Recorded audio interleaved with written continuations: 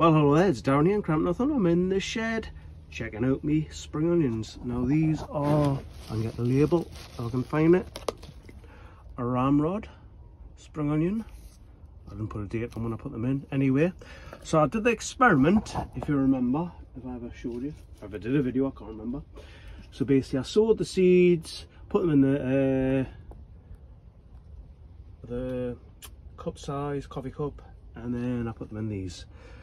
Because I put onions out last year and some weren't quite mature to put outside, so I left them in here. I ended up with like onions that size. I'll put my hand next to us inside them pots. So I thought to myself, why don't I try spring onions and see that? And at the same time, I don't have to prep any ground, and then I can save the soil and reuse it again. You know, because I have seen people using onion, garlic sprays for pests. So in my mind, I thought to myself, why don't I reuse, which I have done a couple of months ago, reuse the soil that the onions were in, spring onions, and I'll get this now. Yeah, stinks of onion. So I'm thinking to myself, why don't I reuse it? So sort of like a bit of a pest deflector, whether it works or not. I don't think it'll affect the seeds that go into it. So I'll show you the onions, which are starting to flop over now. As you can see, they're starting to flop over and they are canny size. I'm quite happy about them. I think that's my biggest one there. They're all ramrod. These ones, I don't quite know what these are. I think these are ishikuri, because they're not quite bulbous ones. Well, I think that's just a ramrod just left in there a little bit. So I'm going to harvest most of these, and then I'll start reusing some of this to plant some winter brassicas. I might do some more seeds to overwinter. More than the brassicas for me is okay, some for the house, but it's an extra bit, something extra for the chickens over winter time. But yeah, I'm really happy whether you got space to do this sort of thing.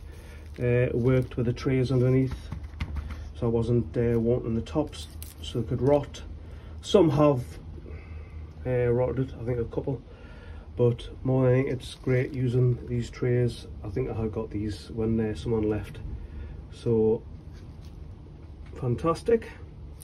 I'll hang these up, I'll let these dry for a couple of weeks.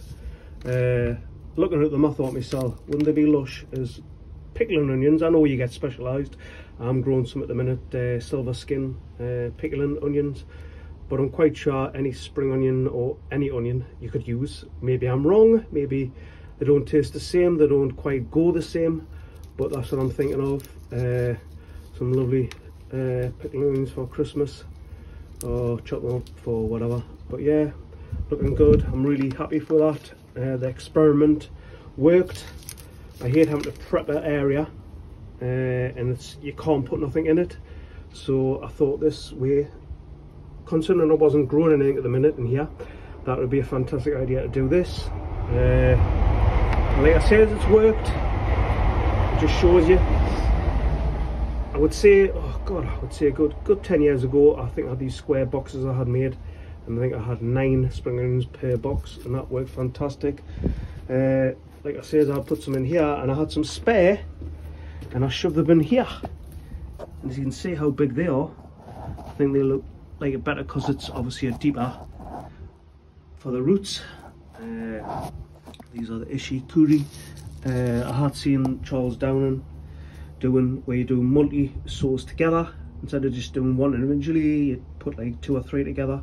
So I had 4, so I just shove them together, and I might start doing that, experiment with that sort of thing to save space. But at the same time, if I put this in here, a couple in here, it's not going to be much space for 2, is it? But you never know. Anyway, thanks for watching. I hope you enjoyed watching this, and I hope you might try this little experiment if you've got a small space.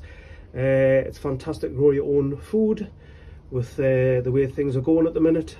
Anyway, it's bye from me. See you later. I'm in the shed. Check it out.